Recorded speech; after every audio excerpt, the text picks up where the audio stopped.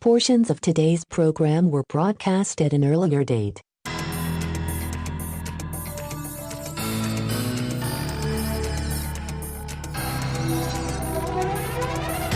no attention to that man behind the curtain. Behind the Curtain with Jack Burkman. Welcome to another edition of Behind the Curtain. Remember, I'm not a reporter. I'm not an analyst. I'm not even a talk show host. I'm a lobbyist. I am walking the halls of Congress every day of the week.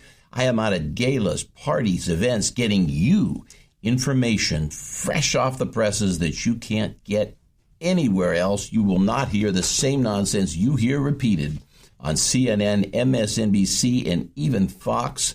What a show we have for you this week. It'll be a show of comparisons. We'll be comparing Donald Trump to Ronald Reagan. Our good friend John Highbush joins us to do that, frequent contributor to this show. Then our friend Bob Barr, former Congressman Bob Barr, remember him, star of impeachment. He joins us to compare Ken Starr to Bob Mueller. No pun intended. Then finally, later in the show, well, much else. But right now, our friend John Highbush joins us. You know John, author of The Second Coming, executive director of the Ronald Reagan Presidential Foundation and Institute, former director of the National Republican Senatorial Committee. John, you've got a resume a mile long, and we're glad to have you.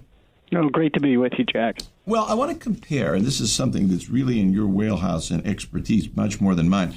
I want to compare Ronald Reagan and Donald Trump and how they govern. I mean, Trump's numbers, let's start with the numbers. Trump's numbers aren't all that bad right now. He's hovering around 50%, which given the circumstances, I think is good, bordering on excellent. What say you? Yeah, I think you're right. Those are strong numbers. And, Ronald Reagan finished out his term at over 60%, but there was often times, especially during the tough times of the Reagan presidency, where he was well below 50%. So, at the present moment, Trump's on a really nice path. Now, Trump and Reagan, and correct me if I'm wrong, it would seem to me they have kind of management styles that are almost opposite. I mean, Reagan was a consensus builder. He was smooth. Trump leads in a very different way, but similar outcomes and results. Tell me how you would characterize differences in style, in management style. Yeah, you won't find, I think, two executives more different in their management style. Ronald Reagan, a gentleman par excellence, rarely had a mean word for anyone. Great sense of humor, an optimist. He led the country with an optimistic outlook. And but in the Reagan days, there were no such thing as tweets, and he had to communicate his message through the mainstream media, and the mainstream media consisted of three networks, a nascent CNN at the time, and, several national newspapers and radio, of course. But that was the way Reagan had to communicate. And so he had to rely on powerful communication skills, a number of which he built up through being an actor. And President Trump, remarkably different communications approach and style and management style from President Reagan. But it's interesting. I have to say, on any given day, it seems to me that President Trump takes one page from the playbook after another from the standpoint of actual policies and governing the nation by decisions he makes. So dramatically different way to talk and get things done, but very similar outcome. You're raising some interesting points. Who would you say faced the greatest media challenges? I mean, if you look at President Reagan, the media was hostile to him, of course, but not nearly as hostile as Trump. On the other hand, he didn't have a conservative media at his side. There was no Fox News and Daily Caller and Newsmax, and the radio world was infinitely smaller. The networks didn't hate him as much as they hate Trump, although they were certainly hostile to him for much of his presidency. Trump now faces a lot more hostility, but on the other hand, he has a lot more allies in the media. Entities like my network, Newsmax, or Fox News, and others. Yeah, that's right.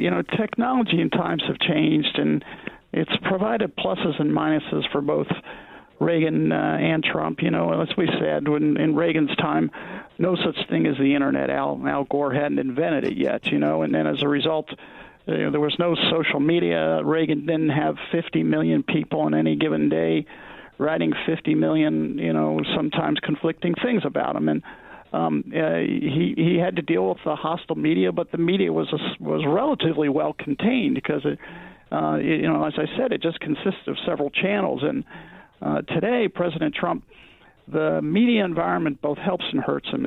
Obviously, it helps him from the standpoint of being able to wake up in the morning and with a couple of thumbs reach 50 million people in the matter of a few seconds with an unfiltered message of his own. And so he can get his message out without it being filtered. However, with the technologies and everyone on the planet who has a little screen in front of him becoming a worldwide publisher, Trump has to deal with a phenomenal amount of noise, and he also has to deal with a mass media that has determined to become the enemy of Donald Trump. Now, some respects he's created that environment, but still, I think the situation is such now that the media has gotten personal over its dislike of Trump, and we're seeing that play out today. It occurs to me that there are other comparisons and other similarities. One is, let's take a look at the midterm of 1986, midterm congressional elections in 86, which you lived through and were a part of, and then the 2018 midterm.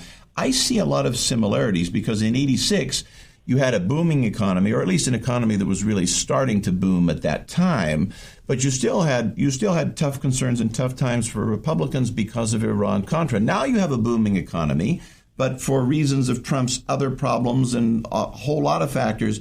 Do you see the parallel? Am I way off base with this, or do you see the parallel between 86 and the present? Both are unusual in that they're probably two of the only midterm elections in U.S. history where the incumbent party will lose seats despite a booming economy. Yeah, history, if you go back and to look at the numbers in the off-year cycles, and I ran one of the national party committees during an on-year cycle, but in the off-year cycle, the party that holds the White House generally always loses seats. It's like gravity. That's the situation. I think you've picked 1986 for good reasons, because you're essentially trying to level out the economy and show economy and economic circumstances that are relatively the same. Reagan didn't suffer badly in his 86 midterms, where he suffered terribly so is in the 82 midterms, and that of course was a result of an economy that was just in the tank. But of course, to our point, though, you're exactly right. To our point, 82 was to be expected because you had, half the mills in the city of Pittsburgh closed down, and unemployment in some places was running at 13, 14% in industrial states. So, of course, you lose a lot of seats in 82. It almost goes without saying. But 86, different story, very different story. Likely so. Certainly President Trump hopes so. He talks about a red wave. I personally don't believe we'll see any kind of a red wave. I think we're going to see a blue wave, and I hope that Republicans maintain control of the House. But it's not going to be easy. It just isn't. There are too many seats that are in the toss-up column, and even with it seems to me like President Trump is getting some rising approval ratings, but he's not getting the kind of bounce that Reagan got when he was, chugging along with GDPs of over 7%. And now I have to give a tip of the Stetson where credit is due to our friend Nancy Pelosi, whom I detest, but she's getting the best. She's 80 years old and barnstorming the country and raising a whole lot of money and fighting back her own caucus, fighting back the negatives. I mean, I admire anyone who can play ball like that, whether they're on my team or not. Paul Ryan, I think for obvious reasons, is checked out. I don't think Kevin McCarthy can match Nancy Pelosi in the way she's handling this and attacking the whole country. Yeah, there's probably rarely a vote that Nancy Pelosi has made that I agree with, but I agree with you, Jack. She's at the same time she's a political pro. She's done this, and she's 80. A long time. And she's 80 years old. She and Steny Hoyer are, I think, doing more than Republicans that are a full generation younger. Yeah, you got to remember Nancy Pelosi was around. She was a junior House member during the Reagan days, and she's learned a lot. She's been the Speaker of the House. She knows what it takes to fight. See, I'll tell you, to digress, I really think, I'll see if you agree with me, John. The real problem, you remember in 2010 with the health bill, how brutal and ruthless. I mean, Nancy Pelosi and Obama, they were like, it was like House of Cards and Frank Underwood. They brutalized those members to get them to vote by the health bill and eked it out by just a few votes.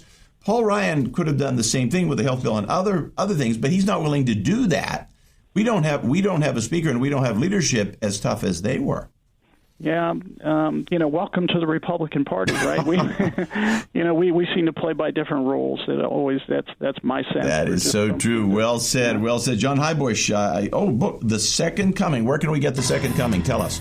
Well, just go to Amazon. It's on sale as of yesterday, or any Barnes & Noble in the United States, and many bookstores across the country. It's everywhere. So hopefully this will be a bestseller just like the first one. The Second Coming. Hopefully John will have another bestseller. I'm sure he will. I commend it to you, John. Thank you so much. Coming up next, our old friend Bob Barr joins us to talk about the differences between Ken Starr and Bob Mueller. Stay tuned.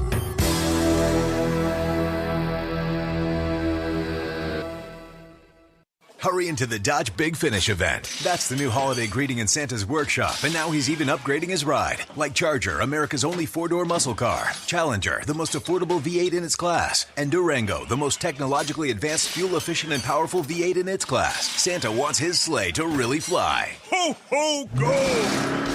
Hurry in for great deals at the Dodge Big Finish event. Based on 2019 Ward's Midsize Sport Utility Vehicle segment. Available V8 based on Ward's Middle Specialty segment. Dodge is a registered trademark of FCA US LLC.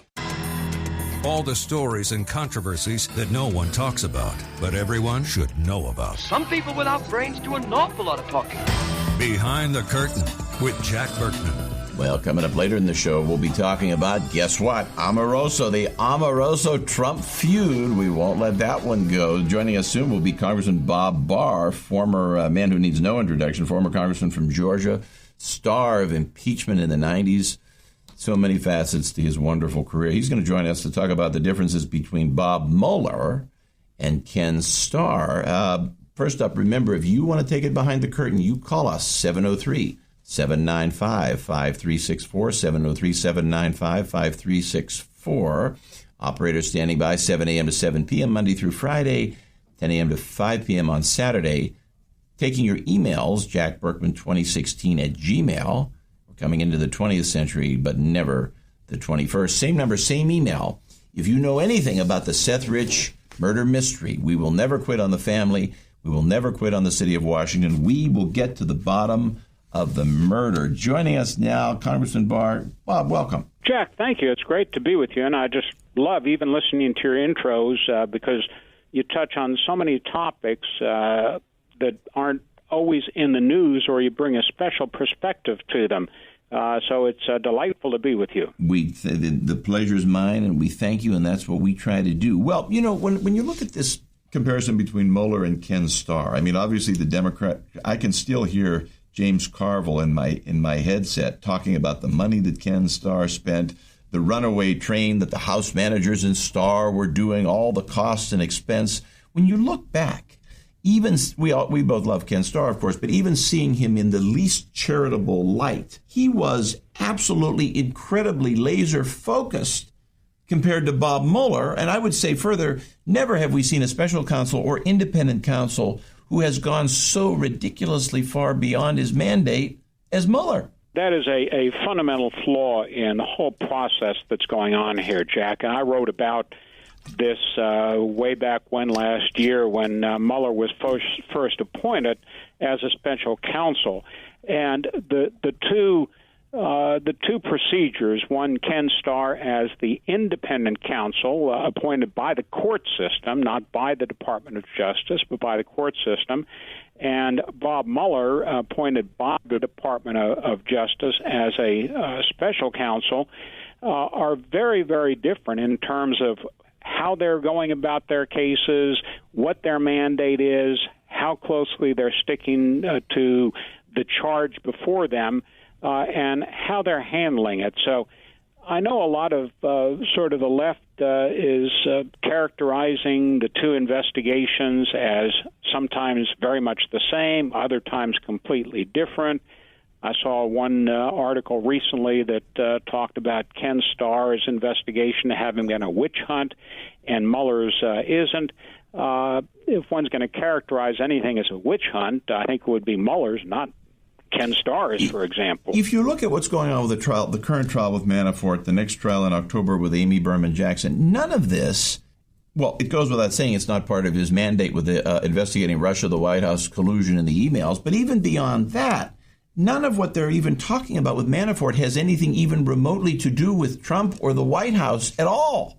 They have him on FARA filings. They've got tax issues. This is a completely separate matter, and yet the press treats this with such credibility, and now you have the possibility of Manafort actually going to jail for life. I think it's a tragic story. It is very much a tragic story, not just for the individuals involved, in this case Manafort, but because of the way it's twisting our entire judicial process, which is supposed to be a process whereby people are put on proper notice about where the government is looking. There is due process guarantees that are put into place.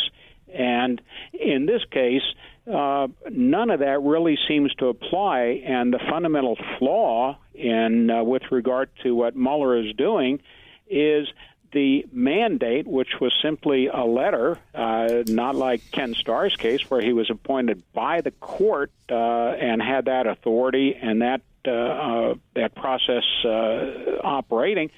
But in Mueller's case, it's just this letter that supposedly provides some limitations on his investigation to look at so-called Russia collusion.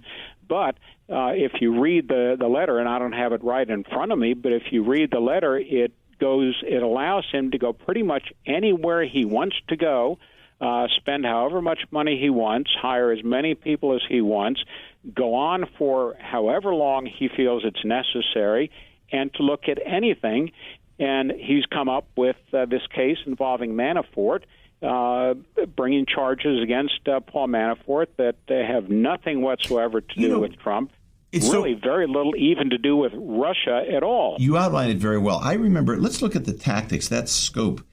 The just unethical and brutal tactics practiced by Mueller, what he's doing with Michael Cohen, the way he's got, also the way he got Rick Gates to flip against Manafort. Had Ken Starr used any tactics like this, he would have been run out of town.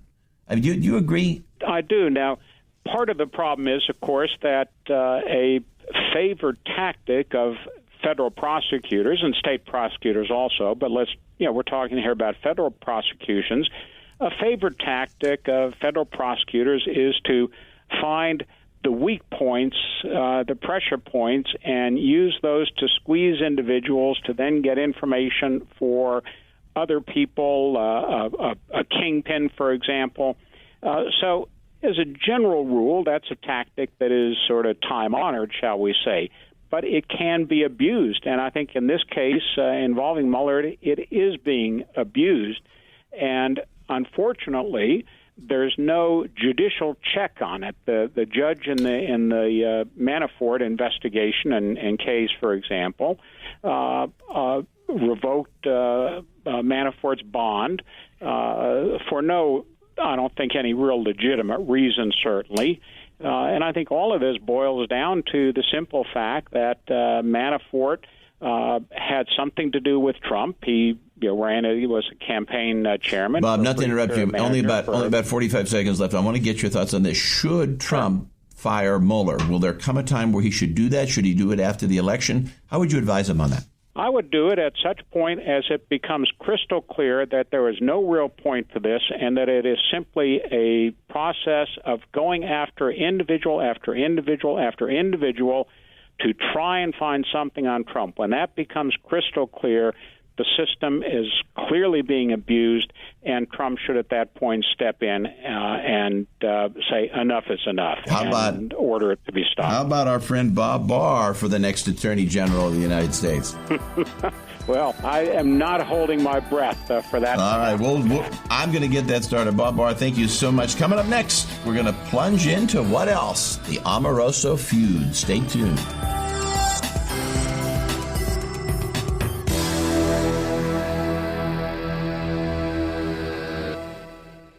Portions of today's program were broadcast at an earlier date. All the stories and controversies that no one talks about, but everyone should know about. Why don't you get a toupee with some brains in it? Behind the Curtain with Jack Burkman. Welcome back. Remember, if you want to take it behind the curtain, you call us 703-795-5364, 703-795-5364. Taking your emails now, jackburkman2016 @gmail. Same number, Same email if you know anything about the Seth Rich murder mystery. And remember, on July 10th, 2018, the second anniversary of Seth's death, we have a surprise, a memorial and a candlelight vigil commemorating Seth. We'll tell you more about that, and you will hear it here before you see it announced anything else, because you are the special listeners and viewers of Behind the Curtain. Special welcome, as always, to all of our viewers on Newsmax television across the country and across the world. Thank you for joining us. Greg Corombos, welcome. Thank you, Jack. Good to be with you again. Well, it's wonderful to have you, News Director Radio America, host of 3 Martini Lunch, which if our listeners and viewers haven't seen that and heard that, you must. Well, Greg, let's talk about one of my favorite topics, or not so favorite topics, and that is Social Security. Now, basically, and Medicare too, but mainly Social Security. I mean, we all know the reality with this. It was created in 1935. The retirement age needs to be raised. There is an easy set of fixes. The solution is an easy A through E. We all know what to do, but we all lack the courage to do it. And I have just become, as you know, so disenchanted with my old friend Paul Ryan, who spent a lifetime, he spent 2 decades plus preaching about this, and as soon as he comes into power, what does he do? He does what every other person in power in both parties has done in the last 30 years, and that is forget about the issue. And now when you say the word Social Security to Paul Ryan, he looks as though he's never heard those words and doesn't know anything about it. Well, there's precedent for that, obviously. I mean, in the last 30 years, which you mentioned, let's just take that as a ballpark figure, the only person to even try to address Social Security was George W. Bush right after he got reelected. You probably remember that from 2005. Yes, took his political capital out for a spin in his first State of the Union address of his second term, wanted to take just a tiny sliver, a couple percentage points out of what you would pay into the Social Security taxes to allow you to invest that privately. And you would have thought that the entire financial system in this country was going right into the toilet. Well, that happened 3 years later. That was 3 years later, but nonetheless. Well, that had nothing to do with that, though. I mean, basically, everybody is encouraged to invest in the stock market system. But when he was encouraging people to take 2-3% of their Social Security taxes and put it in there to grow at a faster rate than what Social Security will pay out in the out years, his own party completely abandoned him. I don't want to be cruel, but I mean, what is going on in the country? I mean, first of all, what is so terrible about raising a few years in the retirement age? I mean, are there that many people who hate life, hate their job, can't wait to retire and die? I mean, I don't get this. I mean, what in the world is going on in this country? I mean, America was never like this before. Well, I think you have people who don't want to either work longer or haven't saved as well as they should have at that point. And usually any idea that comes out like this says, hey, if you're 55 or older, nothing's going to change for you. It's only younger than that where we'll bump it up to 67, or some people want 70. Some people might even want it a little more. Other people have said, look, I know rich people have paid into this, but clearly some people, if you look at their tax returns, don't need Social Security benefits. We could save a little bit of money there, too. And ultimately what happens here is anytime you start talking about it, it doesn't really matter what the details of your plan are, Jack, but you see older Americans thinking, oh, somebody's about to toy with what I spent my whole life paying into. I don't trust them to tinker with this and not affect me in a negative way. And that's usually why it ends up getting abandoned, because people know those people vote. Okay, let me ask you this now. If we take a look, are we sure that Trump voters don't want Social Security reform? I mean, that's kind of an assumption. I wonder if there's poll data backing that up. I mean, I'm not so sure that's true. I think a lot of Trump, my instincts tell me, and I don't know if there's data supporting this one way or the other, but Trump voters, the Trump base, might accept this. I mean, however, grudgingly, they won't be. I don't think they'll be excited about it, but I'm not sure they would oppose it. Do you know of any numbers? Are the numbers changing? What do we know about the data, if anything? I don't. I just know that they're very loyal to this president, who has said emphatically from day one of his campaign that he will not be touching an entitlement program. See, what will happen with this? We all know what's going to happen. When Social Security goes broke, we're just going to raise taxes. We'll have a massive tax increase to fund it. You're just going to have, whether it's a Democrat or a Republican, I think what you'll have is just they'll say, oh, well, we'll solve this problem with a 3 or 4% increase in the top 2 brackets, and that's it. And then, of course, that's a big cut of the economy. Ultimately, is that what will happen? That's going to be the Democratic solution for this. And just to provide folks a little bit of context, hopefully they saw the headlines this week, and that's that the Social Security the funds are expected to go insolvent in 2034. For Medicare, it's 8 years earlier, just 8 years from now, 2026. But yes, I mean, that is going to be the argument from the left. They're going to say, look, this is being accelerated by the Trump tax cuts, which in the short term is true. They're obviously hoping that the growth from this and the increased revenues from an expanding economy is going to more than offset the loss of initial revenue on this. But that's going to be the explanation. You're going to have some folks talking, obviously, about cutting spending. Usually the folks that want to do that try to limit it to domestic spending, and that's not nearly enough. You've got to tackle the entitlements, which a decade from now, maybe even less than that now, will take up every dollar of all the revenue coming in. That's before you spend a dollar. Say that again. I'll say that again so our viewers hear that. Say that again. Yeah, exactly. For the major entitlement programs, Medicare, Medicaid, Social Security, a decade from now, with the rate of growth and everything we're experiencing right now, every dollar of projected revenue that comes into the federal government will be only to pay for that. And that might include interest on the debt, too. But if you want to pay for the military and all this other domestic programs, that's going to be deficit spending. It's just ballooning and getting worse. The U.S. government is becoming nothing more than a shell for a couple of welfare programs. That's essentially all it is. You know, the tragic irony of all this is my instinct. So you take Social Security running out in 34 or 35. We still have 16 years. The tragic irony, my instincts tell me, if we did nothing more than, say, put half of it into the stock market, there would be ups and downs. But by 35, you probably would have solved most of the problem. Even now, with going to private investment, that's how much bang for the buck there is in really investing it. But even that we can't do. You might solve the whole problem without even tinkering with the retirement age.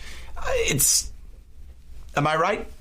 Well, the long-term prospects of the market have definitely borne that out over the years. Obviously, when you get to a point like we had in 2008, you're going to get a lot of folks very skittish about that. And a lot of Democrats at that time, probably even some Republicans, said, oh, see, that's why we didn't do the Bush plan. But if you had stayed the course, and now we're here in 2018 and we're 20-some thousand points on the Dow and so forth, you would have gotten a pretty good return by now. Let me ask you this. Now, Medicare is going to run. Medicare may be it's smaller, but it's more serious because it's running out of money faster. Am I right? So in some sense, it may be even worse than Social Security.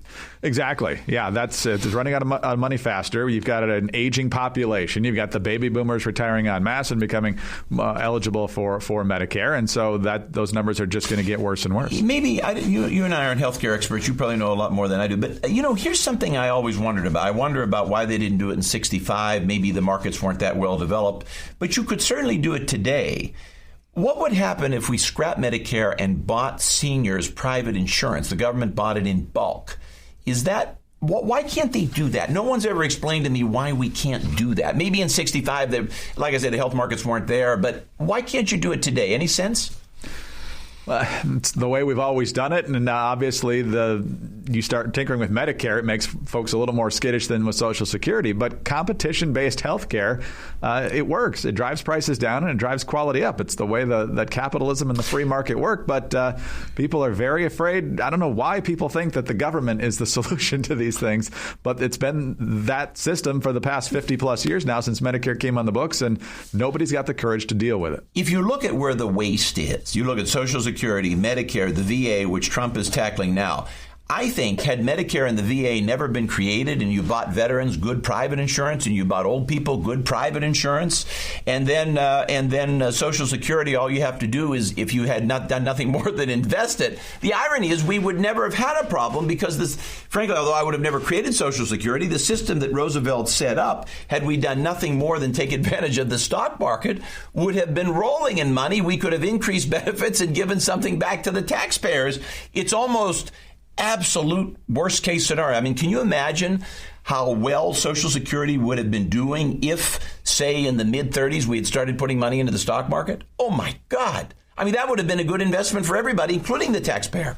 Oh, yeah, when you think about how exponentially it has grown since then. But it all comes down to the question, and I know you talk about it a lot on this show, Jack, who do you trust with your money? Do you trust yourself more, or do you trust the government more? Well, the people who actually hold the reins of power trust the government more. Well, I have to encourage our viewers, look, You may be an older person. You may be over 65. You may need Social Security, but you have to agree. Everybody has to agree for the good of the order, for the good of this country, for the good of all of us, that we've got to agree to a solution. Now, that solution can be, let's say, a 2-year increase in the retirement age. Do nothing more than take it up to 67. Let's say, let's throw some rich people off the rolls. Okay, I don't want to do that. They paid for it, but we got to compromise. So let's throw a certain percentage of them off the rolls. Let's invest a certain percentage of Social Security, even if it's just 20%. Even investing 20% of the funds would make a difference. And if you did nothing more than those 3 things, I think we'd have a better, we could maybe solve the whole problem. Greg Corombos, thank you as always for your insights. Your skills and knowledge extend even to Social Security. I'm sure next time we'll be talking about politics in 2018. Remember, if you want to take it behind the curtain, call us 703-795-5364, 703-795-5364, taking your emails.